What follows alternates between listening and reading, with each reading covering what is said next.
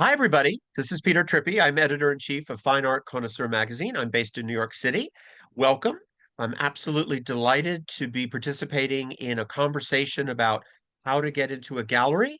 And there is no one better to ask than Elaine Adams, who is director of American Legacy Fine Arts in Pasadena, California. Welcome, Elaine. Thank you, Peter Trippi. It's wonderful to be here with you. I'm thrilled to see you again. I'm going to just read a brief biography of Elaine before we get into the questions. Elaine Adams combines her lifelong passion for the arts and her extensive background in art history, research, and writing, along with her experience in executive administration and finance, to provide a unique and personal approach to serving artists and gallery clients. As the wife of the American artist Peter Adams, Elaine is actively involved in various capacities in the arts industry, particularly in the contemporary traditional fine art scene, and is recognized as one of the country's most dynamic and influential forces in the growing shift away from conceptual art and back to representational figurative formats. In 2003, Elaine founded American Legacy Fine Arts, private art gallery specializing in curated selections of contemporary, traditional, and historic works of original art. The gallery offers quality personal service to new and established art collectors from around the world. I highly encourage you to check out the website of the gallery anytime you can. But for now, we're going to focus on questions that have been flowing in from various friends of our organizations regarding how to get into a gallery. This is a rare opportunity to hear it from an expert. So, Elaine, it's important for artists to know what a gallery does for its share of an artwork's purchase price. What are the expenses that you incur as a gallerist, and what are the things artists typically don't see or understand in this regard?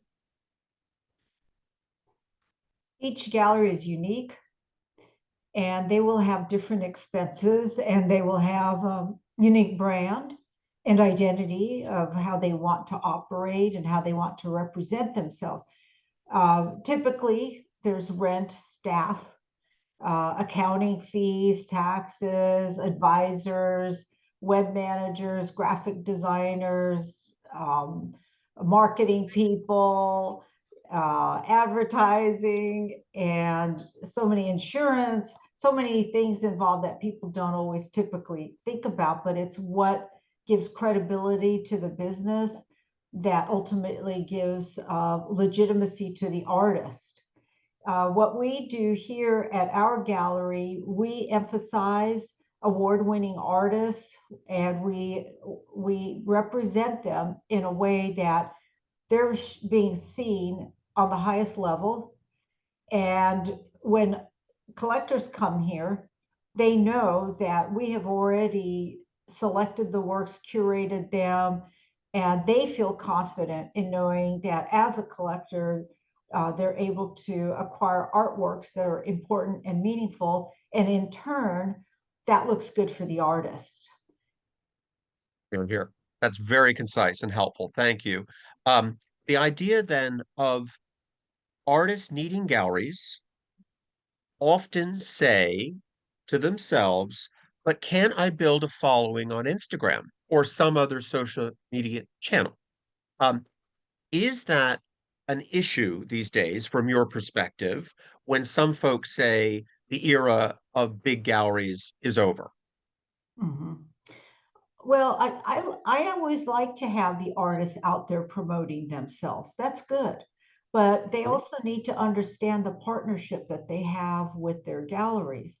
And when we make investments in the artists, we want the artists to understand that although they're out there promoting themselves, we are also doing it on a higher level. And we have access to clients that we have personally developed that don't necessarily go through Instagram. They trust us. They want us to help them make the right decisions for their collections. So we have access to higher end clients and collectors than an Instagram may. I mean, mostly people who are at that level of collecting aren't spending time with social media and Instagram. They're busy people.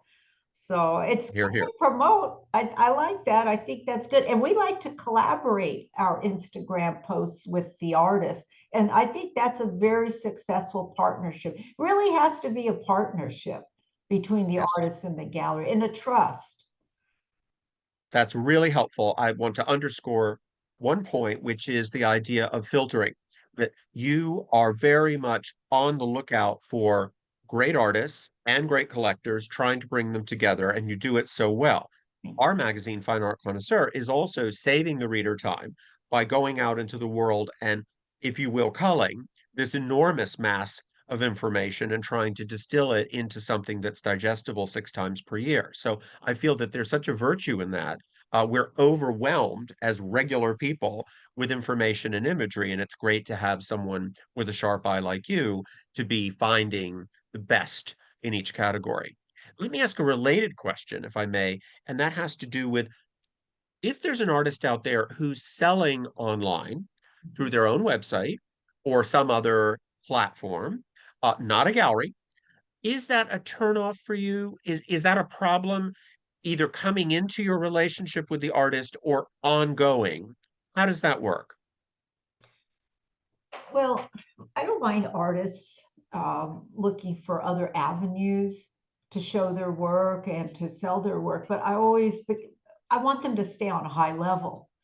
Yeah, And in terms of their market value, they need to maintain it. They can't undercut the gallery.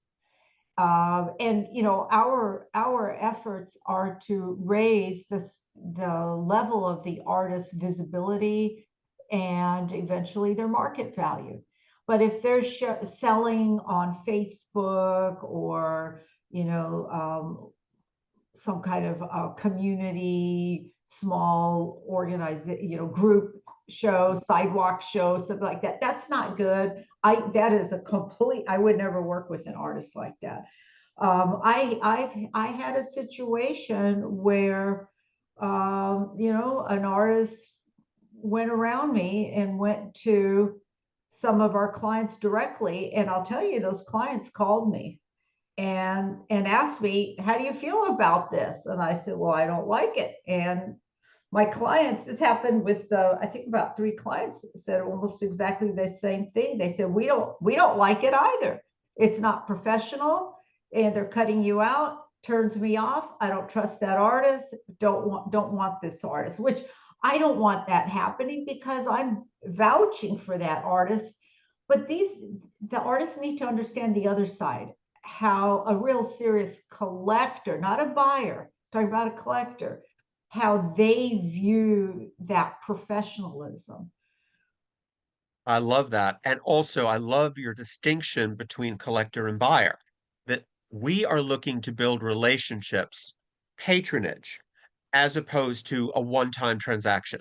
Those transactions are great, but there's nothing like again and again, because as we both know, there are collectors out there who own 10 examples, 20 examples by the same artist because they fall in love with that talent. And that is great and something to shoot for. And those are more often than not acquired at higher prices because they're so committed to that excellence. So that's a really valuable point. Now, let me ask you about when you're observing artists that you're considering representing, what is it you're watching for? I realize you have a whole range of talents under your umbrella, so there's no single answer here. But is there any specific common characteristic that our audience should know about as you're scanning the horizon? Well, I want to make sure that in our gallery, the artwork uh, communicates well with each other. I always think that each artist is a unique individual, like a flower, and you put all these flowers together, and you have a beautiful bouquet. So they need to look good together. One of the things that I'm very proud of that we do at our gallery is that we maintain a very high level of artists and professionalism where the artists feel proud to be represented alongside these other artists. So that's very important that we keep that. reputation among the artists, that they like the artists that are being represented with them. But what I look for, I do search for artists. We have a lot of artists. I'm not even sure how many, both contemporary, traditional, and historic. So not sure how many, but what I look for is I do look through Fine Art Connoisseur. I look through shows, and I'll look and see who is not only unique but well trained. And then I always think that any work of art by an accomplished artist is basically a self portrait, is that artist personality comes through in the work. And I'm looking for unique personalities.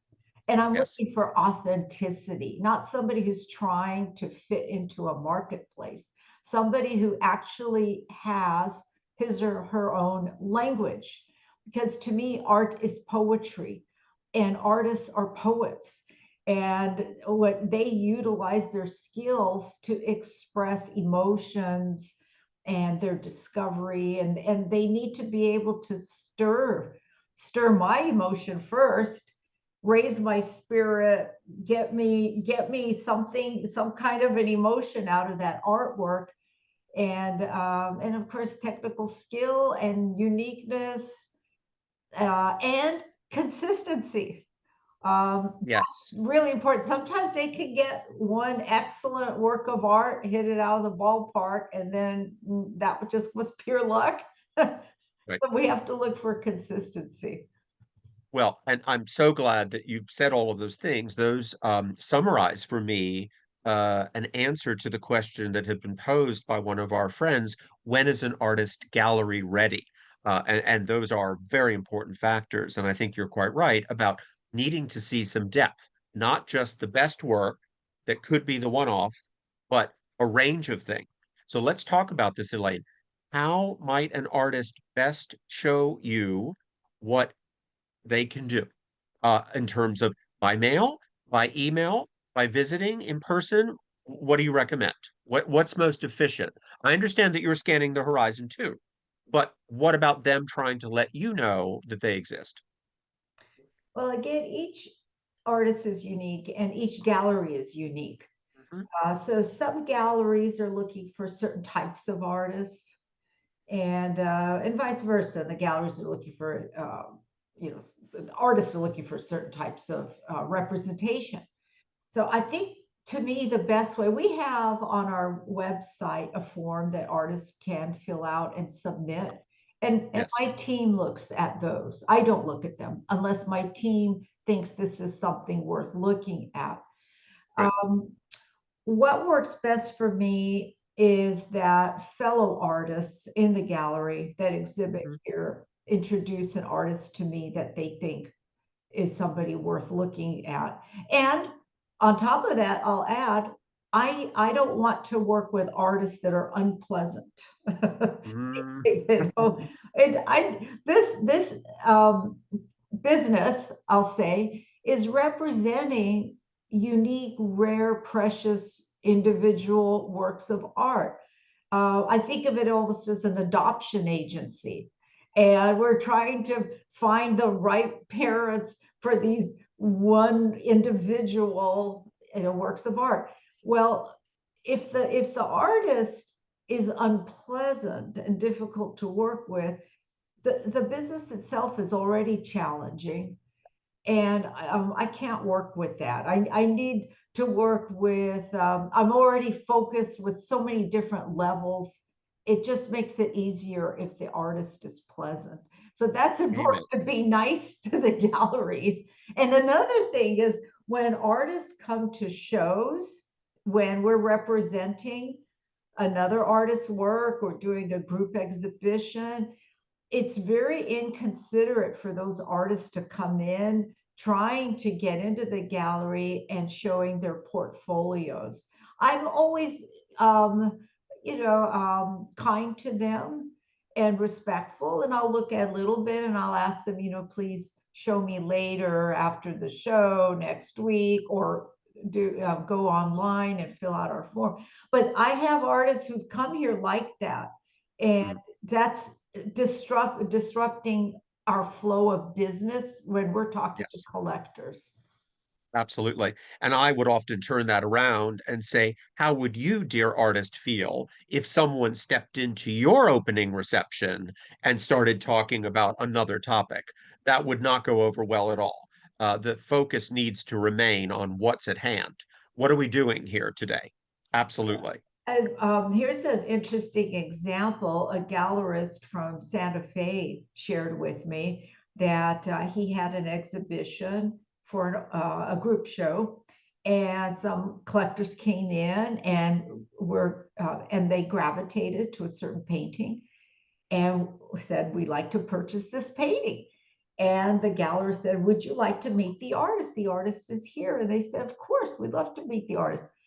Well, apparently the artist was so unpleasant, just Oh, personality wise, that the collectors told the gallerist, we no longer want this painting because every time we look at this painting, we are going to see that artist and we don't like his personality. that's hysterical and so helpful to hear. That idea of the great genius who doesn't dare to be kind is ridiculous. Sorry, only Picasso could get away with that, and even he could be very charming. That's fascinating. So here's a related question in terms of a newbie approaching the gallery. I understand the online form. That's great because that is a system in place.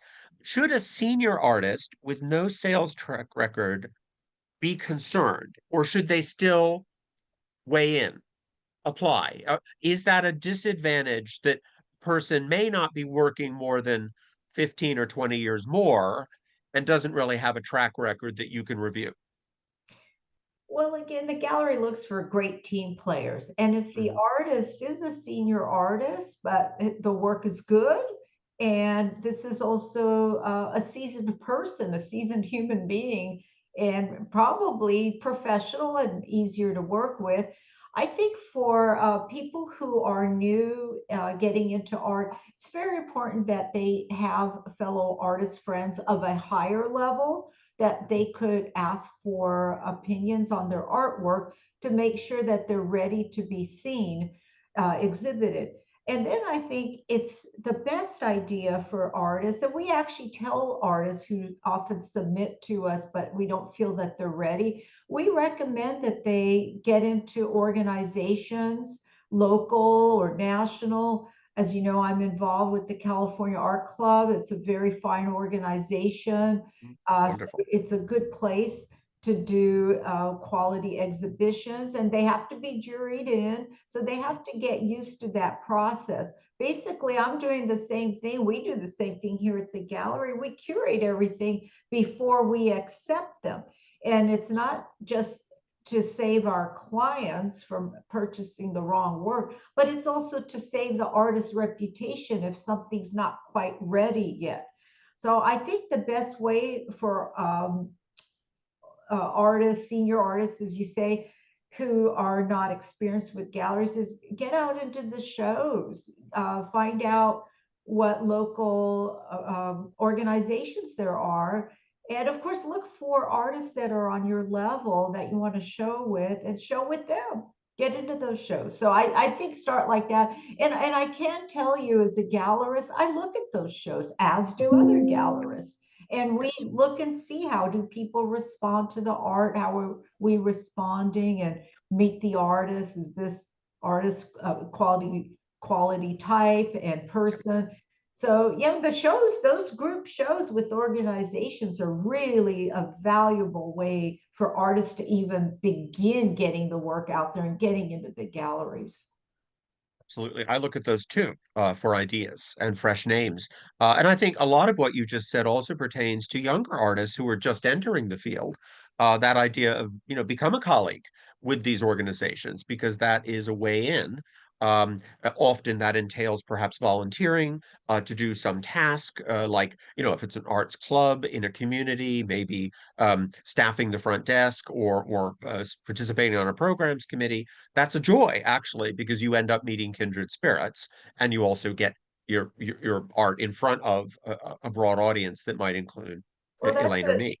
that's such a Yep, good point you bring up, Peter. It's very important to get involved. When there's in the studio or isolated, they're not meeting people, they're not growing. It's really important. The more they get involved, the more they get out of it, really. absolutely. I think it's a joy, but also it's true. The stay in the studio all the time, burning up the internet is very much, in my view, oriented toward the transaction and not to the relationship. That we tend to think of the internet as building relationships, not so much. In the world of trade, it tends to be a purchase. I think I'll give you an example from my own life. I don't have a relationship with Amazon. I may buy things there, but that is not a friendship. That is just a place to go that is very strategic once, and then I'm done. What we're talking about is building a network of collegiality and ultimately patronage. It's very powerful, that difference. Well, as you know, I'm married to an artist, Peter Adams. I'm married, and Great one. he's been a fine artist all his professional life, all his adult life, I should say. And I've learned a lot about both sides, the artist perspective and then the business perspective. And when clients are here at the gallery, the communications we have is very different than the communications they have with the artists.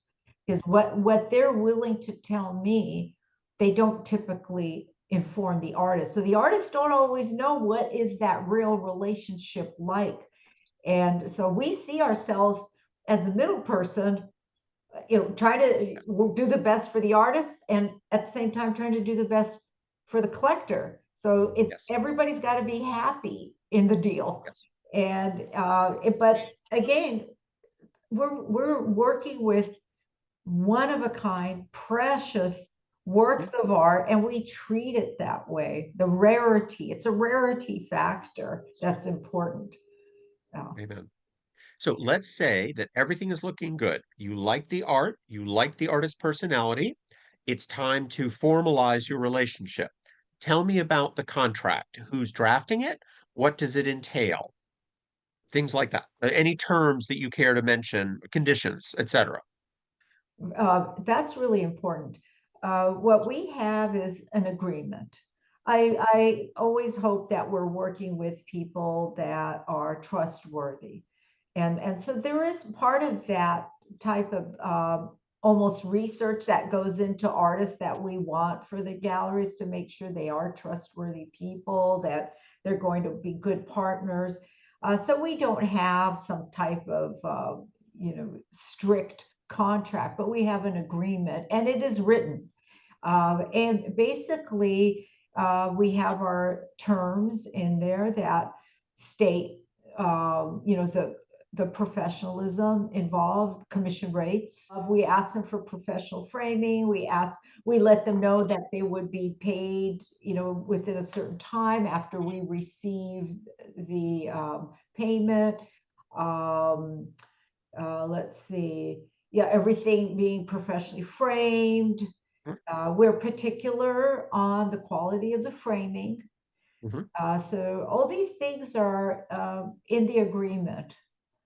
Now, do you commit to exhibiting that artist's work on a certain schedule? In other words, you will have one exhibition every 2 years focused on you, or you will be in a group exhibition X times per year. I'm just making that up. Yeah, How so does that's that a good happen? point.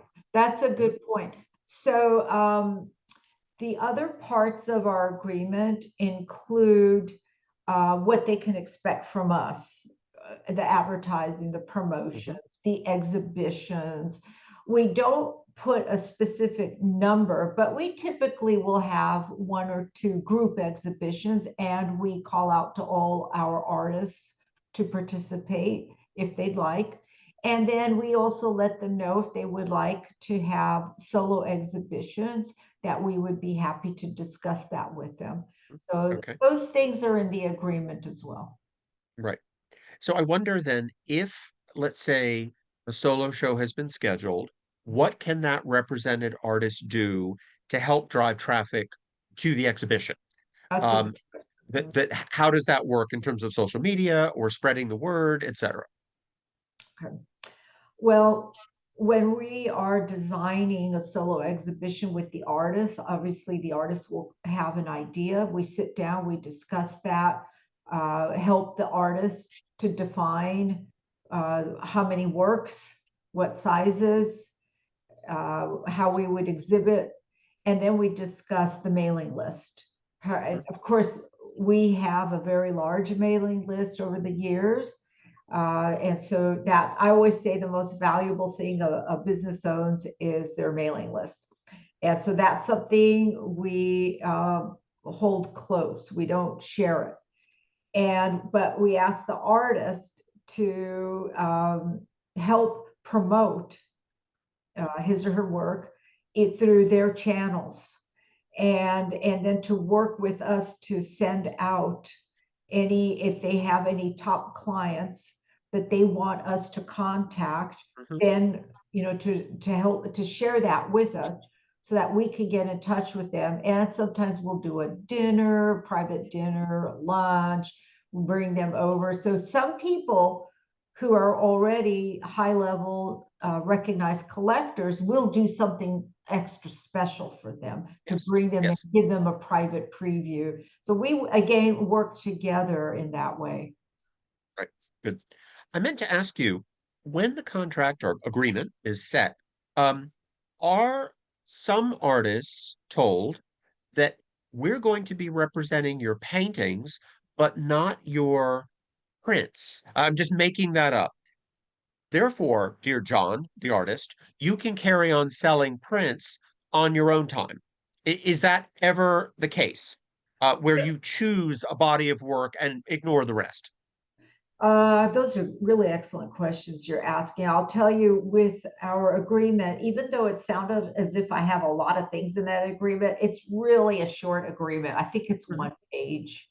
It's Sure. it's just basically we have to work with each other, but to come to us with any new thoughts or ideas, and that we would discuss those.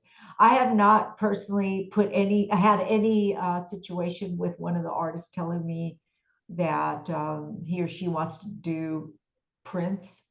So I haven't had that Well, case, although I've had many people, because I'm not going to say clients or buyers, contacting me to purchase prints of Peter's 14 Stations of the Cross and those subjects. And that's a completely different market. And I've never gone into prints. I would not do it with the other works, but for those I'm considering. But if the right, artists want to do prints, I'm happy to talk to them about it because I want to protect them. You know, right. I feel that's Yes, our job as a gallery, is to protect the artist. got it. Yes. Now, let's say, and this has obviously never happened in your case, but theoretically, if there's a relationship between a gallery and an artist, and it's been, let's say, 2 years, and no sales have occurred, what do you recommend for both parties' happiness and comfort? Um, is there a moment where there can be a conversation about this doesn't seem to be working? How would one tweak it? And then should that artist begin consulting other galleries for possible representation? Normally, when we bring an artist into the gallery, we already have a pretty good sense that the art's going to connect with our Mm. clients. But sometimes, because artists want to experiment in different areas, they may come up with something that's not as successful.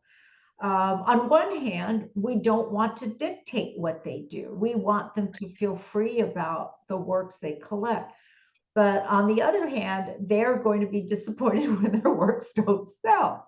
So when that happens, again, it's that trust basis where I talk to them about the work. I'll point out what's really successful in the work, and then other areas they may want to reconsider and think it through a little bit more. And so that's how we work at it.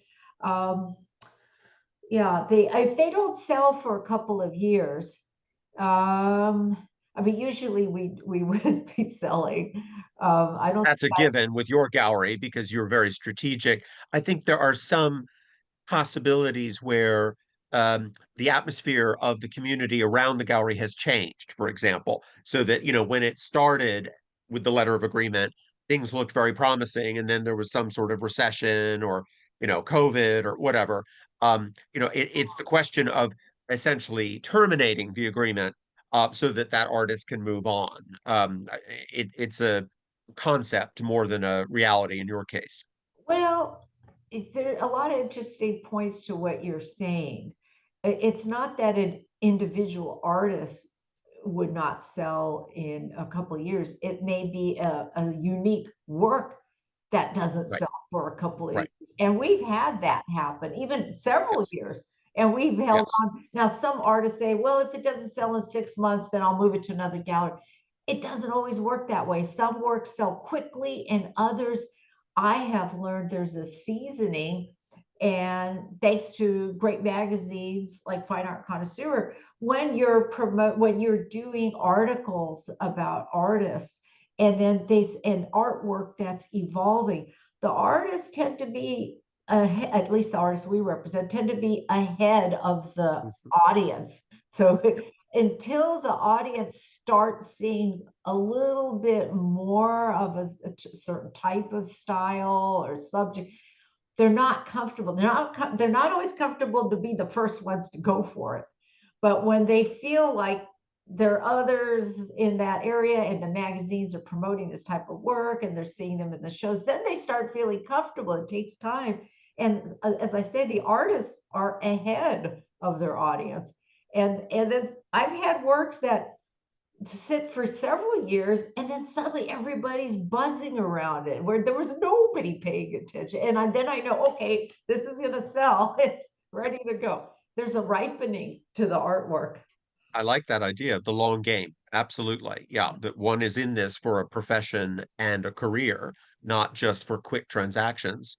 Right. I wonder about, do you have artists who are represented by other galleries in other parts of the country or the world?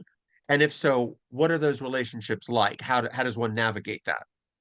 Yes. What we do, one of the items in our agreement is that we request that the artists do not show within a certain perimeter at another gallery. Sure. And but we also work with other galleries who represent some of the artists we represent. Mhm. And so, for instance, on one side or the other, our gallery or the other gallery may have a work that has been sitting around, didn't sell. And then they'll ask us if we could sell it, or I'll ask them if they could sell it. And then we split our commission rate. So, and that's a healthy relationship. Healthy. And Yes. again, those galleries and the artists and our gallery, we all have to be on the same pricing for the artist's Yes. work. Absolutely. Now, can I ask, this is a high grade problem, obviously. How many galleries is too many? In Uh, other words, a great artist making a lot of work, but not too much work. Three galleries, four galleries? What would you say? When does it become too confusing, potentially?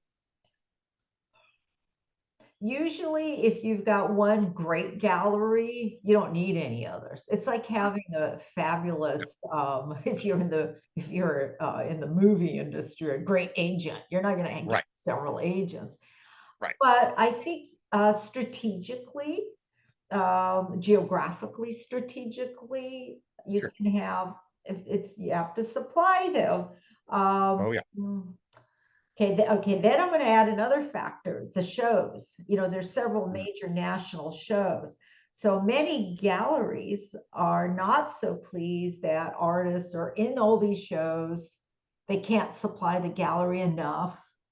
And then, so add on top of that more galleries that they're going to be in. I think they have to know that they've got to supply at least one gallery. Yes. Well, I mean, for me, I don't, we're, again, we're selling rare works of art. So Yes. I don't expect Sure. the artist to be cranking work out. Yeah. Well, I'd rather have quality than quantity. Right. I guess part of me was also thinking about whether certain artists that you and I both know have decided to, for example, create imagery that is focused on the West and then imagery focused on New England. I'm making those up, whereby they would sell better in that region anyway, and there is a gallery representative in that region. The old joke is that you can't sell a Taos Society picture in Philadelphia. I mean, whether that's true or not is immaterial. I'm talking about that historical movement that's so very wonderful and looks great in New Mexico, but may not register in Pennsylvania because the weather is so different and the palettes are so different. Does that make any sense to you if an artist has, two directions aesthetically? Well, there's so many interesting things about that you just said. Um, Typically, an artist would think that way, that Mhm. they could sell something on the East Coast because there's a clientele for that kind of work versus the West Coast. But here's the thing. Two things. One, for instance, in our gallery, we're not just representing the work, we're representing the artist, the creator. Yes, yes, So we welcome them doing whatever they want as long as it's quality. Then yes, here's the other thing. We're living in this amazing technological world where, I mean, our gallery is a private gallery. We don't have walk-ins, but we sell all over the world. And how yes, do we do that? We get out there with all of our smart, engineering technology to get out there. And so we're yes. able to show work to all sorts of audiences in all sorts of regions. And so there are people who gravitate to some work and not to others. That's a really good point that actually the world has become globalized in terms of the art market and not necessarily relying on walk-ins where they're trying to get a souvenir of the place that they are in right now. There are certain places that lend themselves to that, like Carmel or Charleston, Nantucket, where there's some souvenir aspect to the work, which is fine. Right. But you're bigger and broader than that. Yeah, Well, as I brought up in the beginning, each gallery is different. And there are of many course. galleries that are in a tourist location. And in their case, it's great to have local artists showing local scenes. I mean, it's completely different. So, local gallery, tourist traffic area is not going to want a geographical area represented that's outside of their area. So it depends. Uh, Sure. but Yeah, that makes sense. yes, but again, I like artists to be authentic and Mhm. not to try to find a marketplace, but not to create the work for a market, but to find a market for their work, the other way around. As they love it. Yes. I Mhm. wonder, we were talking about designers before, and they're arriving and saying, "Oh, that picture, that's fantastic. Let's talk about that." What about agents? I mean, that are there agents who work with artists you respect? They come to you and they say, "Look, I'm representing this artist. Of course, we want you to meet the artist, but we're sort of doing some scouting work on his or her behalf." Um, does that work ever? And if so, what is the split? I presume that the agent is going to cut into the artist side of the relationship of the split. Any thoughts on that world? Yes, and we've certainly encountered those experiences many times. Mhm. I will say about art consultants and interior designers, they've also developed relationships and have trust with their clients. So when they come to us, we let them handle their clients because we respect that. And they often have VIP types of clients that they've developed. So we want to work with those people too. Now, as far as an agent goes, we've had that situation happen too, where they try to bring attention to some artists that they're representing. I listen to them and I look, and often they're quite good. But if I don't have a direct contact to that artist, and or have other artists within my gallery that are suggesting, recommending that artist, I feel uncomfortable working with an agent. It doesn't work for me. They're very professional and they do a nice job trying to represent the artist, but it doesn't work for me. Maybe for some other gallery, but Right. So now, normally that agent would submit online as artists do. Is that right? That's how they would alert your team to the existence of the artist. So in that regard, it's not different from an individual artist approaching you through your website. well, I've had it in many ways. They've actually made appointments to come to the gallery, and they'll bring Ah, portfolios and show me, or bring original works. I've had right. emails, phone calls. Yeah. Yeah.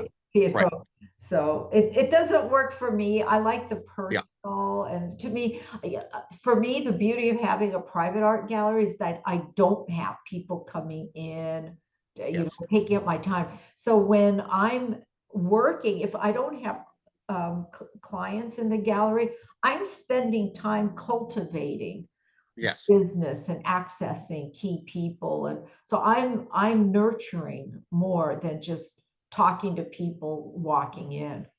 Exactly. It's not reactive. It's Yeah, very proactive. And I think that's it's such more a proactive, great right? contribution. Yeah. Yeah, I Good. mean, having people walk in sometimes can be good too. If some good person Yeah. walks in, it's a numbers game in that way. But Sure. for me, this works well, is cultivating people Good. privately. You know. So I've posed lots of questions. Are there any questions you think I've missed? In other words, is there any topic that you have in mind when you arrived earlier today that you thought we should hit before we sign off? Have I missed something obvious? You've asked a lot of really great questions. And in fact, we could be talking even longer at more length than the questions that you asked. Um, I think I'd like to think about art as, it's a wonderful thing. It uplifts us. It's Mhm. important. It's valuable. It's Some people could take it as a hobby and enjoy it and have a good time with it. And that's great. But then looking at real works of art that are meaningful, those are fewer. That's Mhm. a small handful of artists who get to that level. And the collectors who look for art like that are also a small handful.